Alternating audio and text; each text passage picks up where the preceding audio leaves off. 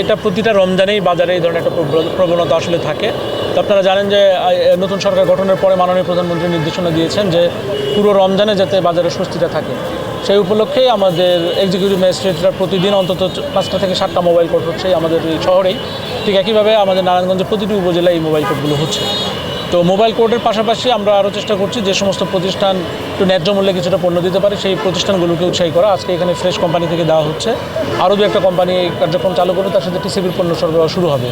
তো আমরা দুইভাবে এই কাজটি করতে চাই। প্রথমত বাজারে মনিটরটা বাড়াতে চাই। এর জন্য আমাদের জেলা মার্কেটিং কর্মকর্তা থেকে শুরু করে ভোক্তা অধিকার এবং আমাদের জেলা প্রশাসন একজোট হয়ে কাজ করছে এবং তারা প্রতিদিন বাজারে যাচ্ছে নির্ধারিত পণ্যগুলো যাতে নির্ধারিত মূল্যে বিক্রি হয়, মূল্য তালিকা যেন থাকে এবং কেউ যাতে বাজার মজুতদারি যাতে না করতে পারে এবং কৃত্রিম সংকট যাতে কেউ সৃষ্টি না করতে পারে, এই জন্য আমাদের তদারকি অব্যাহত আছে।